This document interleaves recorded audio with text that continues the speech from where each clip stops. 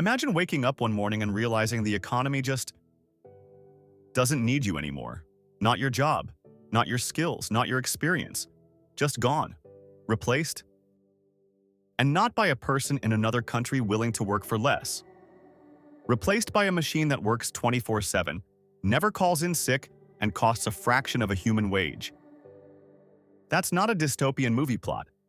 That's the conversation quietly happening in boardrooms and government offices around the world, while most of us are just trying to pay our bills.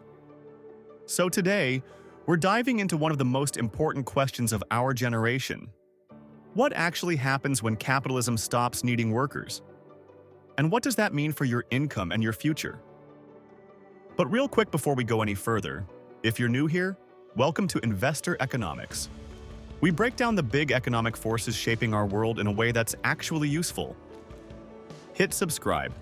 New videos every week, and what's coming next is not stuff you want to miss. Alright, let's get into it. Let's start with the fear. Because right now, there is a lot of it, and honestly, it makes sense. A YouGov survey found that a massive portion of the global workforce is already anxious about AI and their jobs. And we're not just talking factory workers or delivery drivers. It's lawyers, accountants, designers, writers, coders. The anxiety is everywhere. But here's where it gets interesting. Not everyone agrees on how serious this actually is. The optimists point to history. Technology has always disrupted jobs, and we've always adapted. The printing press, the Industrial Revolution, the internet. New industries emerged. New jobs appeared. And eventually, most people were better off. And look, that argument has real merit. History does back it up. But the question is whether this time is truly different. A growing number of serious economists think it is. Because AI isn't just automating physical tasks, it's automating cognitive ones. The kind of work we always assumed was uniquely human. Thinking, reasoning, writing, making complex decisions. To understand why that's such a big deal, I want to walk you through two concepts that completely reframe this debate: complementary capital and substitutive capital. Complementary capital is technology that works alongside workers and makes them more productive. The power drill didn't eliminate construction workers, it made them faster. The internet didn't kill journalism, it gave journalists a global audience. This kind of tech raises wages and creates new demand for human labor. Substitutive capital is different. This is technology that doesn't assist workers. It replaces them entirely. And here's the uncomfortable truth about AI. It is increasingly, undeniably substitutive. AI doesn't just help a customer service agent. In many cases, it becomes the customer service agent. It doesn't assist a paralegal. It drafts the contract itself. That's a fundamental shift. Now let's talk real-world impact. Because the data is striking. Take the Philippines.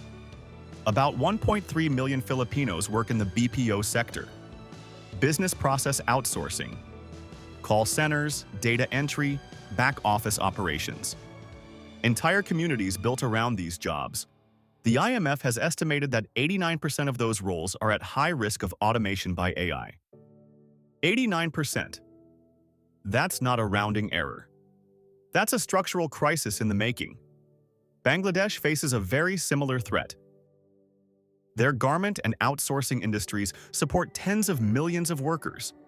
And AI is making it economically viable for companies to bring that work back to wealthy nations, automated, local, and cheaper than ever. This is called reshoring. And it might sound technical until you realize what it actually means. The competitive advantage developing countries spent decades building, cheap, reliable labor, is being erased overnight. Then there's a concept that doesn't get nearly enough attention: the data network effect. The more data an AI system processes, the smarter it gets. The smarter it gets, the more companies adopt it. The more companies adopt it, the more data flows in. It's a self-reinforcing loop. And the winners of that loop are the companies that already own the most data. Think Google, Microsoft, OpenAI. Not exactly known for spreading wealth broadly. PwC projected that by 2030, 70% of all economic gains from AI will flow to just two countries, the US and China. 70% to two countries. The rest of the world splits the remaining 30%. And if you think living in a wealthy country makes you immune, history says otherwise.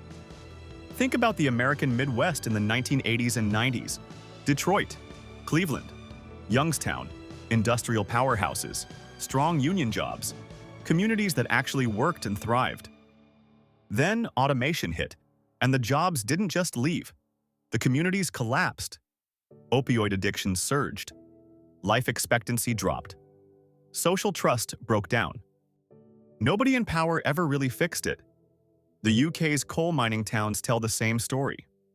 When those industries closed, the damage rippled through generations. Mental health, schools, social mobility, all of it scarred for decades. These weren't lazy people who refused to change. These were entire communities the economic system simply moved past and left behind. Economists are warning that AI-driven displacement could be even faster and broader than those industrial disruptions. Because back then, automation hit one sector at a time. AI is hitting every sector simultaneously. And this is where the inequality picture comes into sharp focus.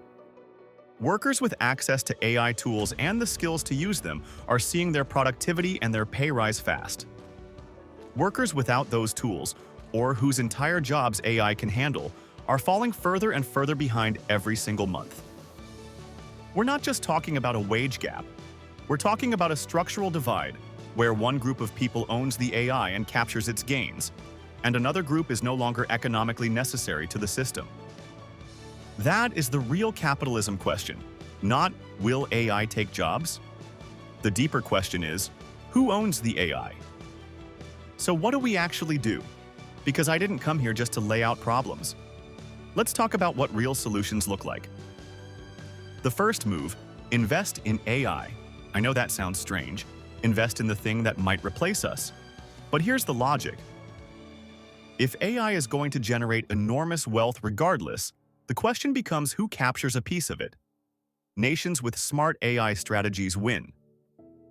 Individuals who get exposure to the companies driving this shift end up on the right side of the divide.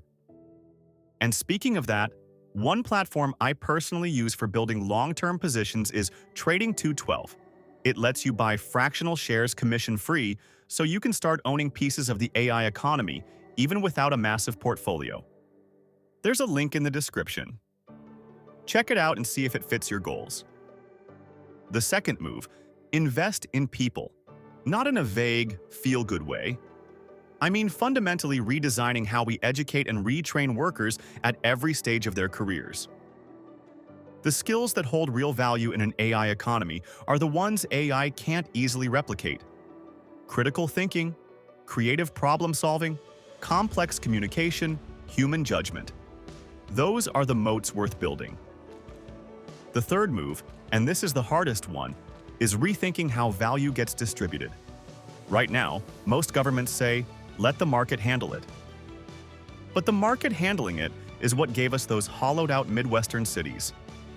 Economists are talking about universal basic income, AI profit-sharing models, and stronger digital inclusion policies. Making sure AI tools aren't only accessible to people in wealthy tech hubs. None of this is politically easy, but a growing feedback loop of inequality gets harder to reverse the longer we wait. Here's the key thing I want you to carry with you. The outcome is not fixed. The decisions being made right now by governments, corporations, and yes, by ordinary citizens, will shape the global economy for the next 50 years. And those decisions respond to pressure. To informed voters. To people who actually understand what's at stake. The story of AI and capitalism is ultimately a story about power. Who captures it? Who shares it? And whether the systems we build lift more people up or leave the majority behind for the benefit of a very small few. You're already part of this story. The only question is whether you understand it well enough to navigate it. And that's exactly what we're here for. If this kind of thinking helps you see the economic world more clearly, please subscribe to Investor Economics if you haven't already. And share this with one person who needs to hear it. That's genuinely the best way to support what we do here. One last thing before you go. There are product links and resources in the description below. Take a look if you want to put any of today's ideas into action. Thanks for watching. See you next time.